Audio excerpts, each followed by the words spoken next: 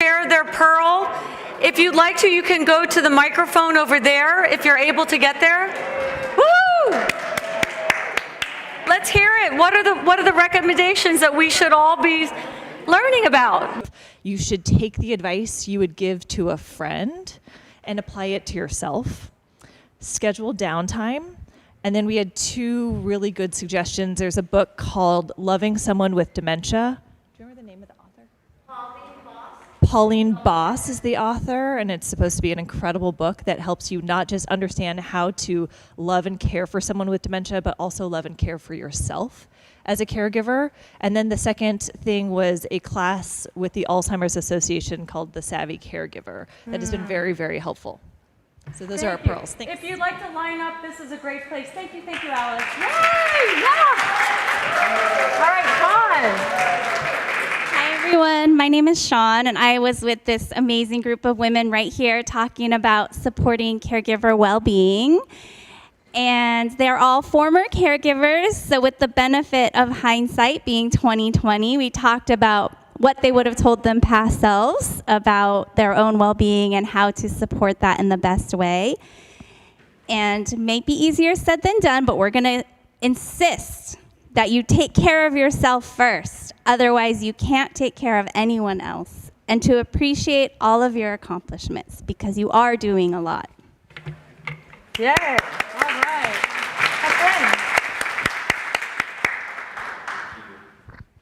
Hello, everyone. I know everyone's like, my God, again, this ogre is coming up here. So I was in the Surviving Family Dynamics group, which really, frankly, we never came to some blanket solution to how to figure this out, because there never really is. We just commiserated together over our unique situations. And I think it was really beautiful that we had such an intergenerational conversation, because there were the younger folks on our side talking about just the fatigue and the desire to return to our own lives. And then on the other side, you know, older adults just asking for the bare minimum from their children. So it was really, it was a very interesting conversation. The pearl that we ended up taking away from that conversation is thinking about infighting that happens naturally with children who cannot get along, or one child who ends up taking on a significant portion of the care, to have older, aging parents think about what kinds of care they're going to need, and to sit down with their children and delegate the tasks to those children, so that later on, you know, the one child who takes on that care, the other siblings are not going to listen to that sibling. And so when their parent, if they've already designed a plan and delegated out those tasks or aspects of their care, it will avoid this confusion of who's responsible for what later on in life. But on the other side, those children that are my age that have parents that are just asking for the bare minimum, just show up. Just whether it's just a small connection, you know, that of course there's limits, but knowing your limits, but just doing the bare minimum, it's never too much to ask. So. All right, thank you. When we do figure out how to solve all family dynamics, Ephraim will you'll come represent for us. So we got to talk about the joys of caring for ourselves as caregivers, very common theme here, and what we came to really echoed a lot of what we've talked about today, but themes of patience, a sense of play. Ethel shared with us for her late husband, when he would look in the mirror and get really angry at this guy that he saw, she would say things like, "Why don't you guys enter a funny face making contest?" Or, "I think he'd like to sing with you." And just the transformative power that would have over this otherwise difficult situation was really, really moving, really beautiful. And just to try in some way to remember patience and forgiveness for yourself too, because we're all doing this in our unique way for our unique people, and it's going to be different every moment. Thank you. Linda. Hi, we were at table 6, and it was about hiring and managing in-home care. And what we came up with: take baby steps, stay positive, also have a plan, like a calendar or a plan of action of what you need to do or what that person needs to do on a daily basis. You know, you may have 2 or 3 people coming in for different things. For one day for cleaning, one day whatever. And we also talked about looking to bring on younger people to help out in this area of home health care. Thank you. Love it. Thank you, thank you. Christine. So we were at the table talking about end of life and long-term care considerations, and Vivian and I are going to share. The group came up with several pearls, and one of them, I'm just thinking Vivian mentioned, about making sure that your wishes about your end of life or your advanced directives are in place for you. You're taking care of your loved ones, and it's important that you remember that for yourself. Do you want to share? Sure. The other thing, too, is we talk about long-term care insurance, and it's really important to understand it before you buy it, if it at all possible. There's usually a 30, 60, or 90-day waiting period, and a lot of long-term care insurances will only use agencies. So if you have a private caregiver, you might be out of luck. There are some new insurance companies that are coming out that is part life and part long-term care. I know Allstate is one of them. It sounds pretty good, where you can have a private caregiver. But the most important thing is to listen.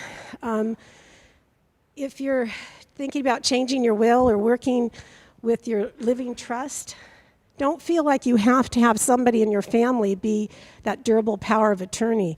Make sure it's somebody you can trust, because I have dealt with so many people over the years where the children take over, and it's not a good place. I'm on 2 cases right now, and it's very sad. So with the end of life, think about what you want. I'm thinking about myself, what I would want.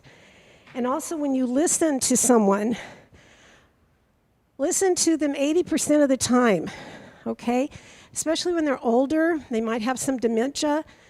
Everything slows down in their body. So talk to them as though they hear every 4th word you say when you and I talk like this, and they will get it.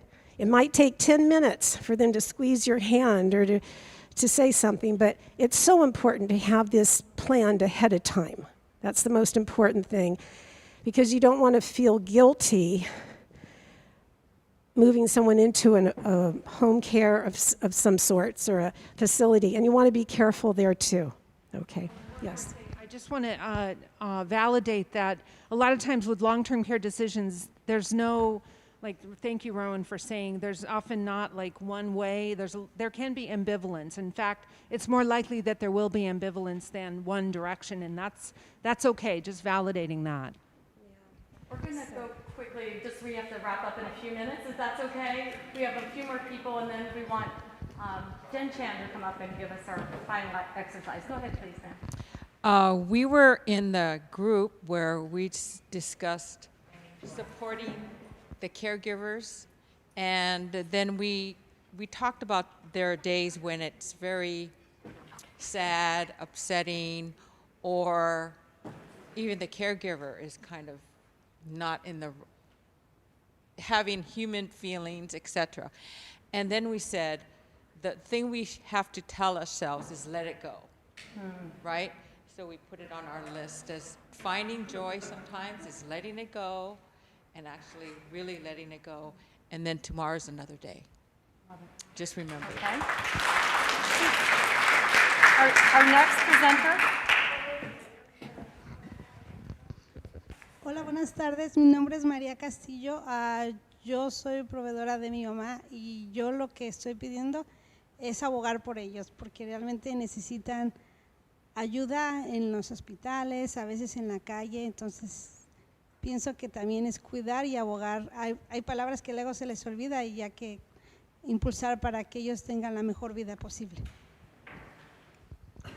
Maria cares for her mother, and she shares with us that our biggest sort of responsibility is to advocate for the people we care for, to advocate for ourselves, not to be scared, and to speak up and speak for those who maybe lose their words sometimes.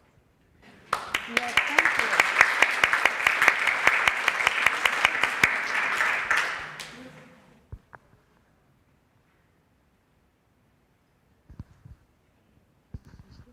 I'm with the Cantonese speaking group, so I first will talk in Cantonese first, and then I say in English.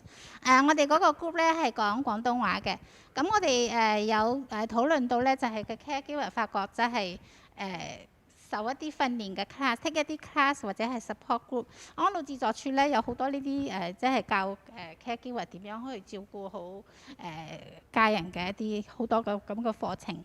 咁參加啲 support group 亦都好有用。咁再一個咧就係當你照顧家人嘅時候，要即係要好有耐心。咁然後盡量唔好同個患者去爭論一啲嘢你可以即係揾一啲distraction 咁樣即係或者係離開個房間咁有時即係等佢安撫一下佢唔需要同佢爭一個輸贏。咁呢個係照顧家人嘅時候好有用。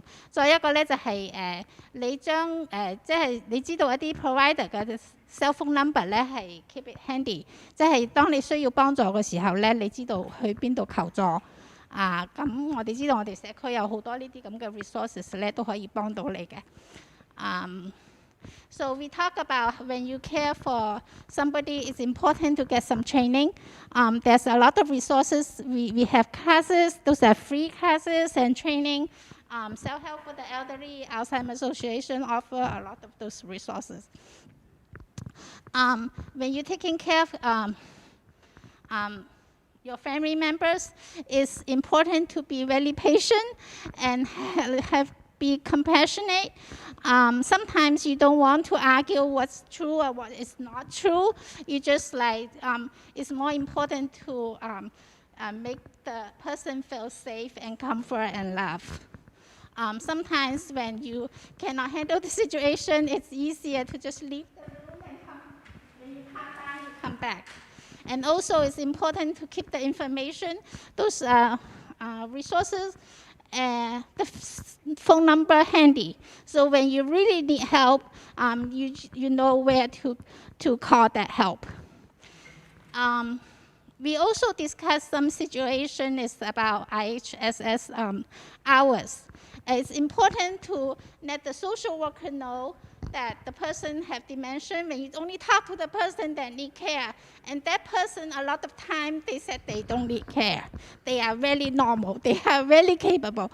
So it's important to let the social worker knows that they need to talk to the caregiver to know what's the true situation. So I think they are doing pretty well compared to a few years ago. So when you feel you need more hours, you can just contact the IHSS and reevaluate the hours. Did I miss anything? No, that's perfect. Thank you, everybody. Anyone else? Thank you.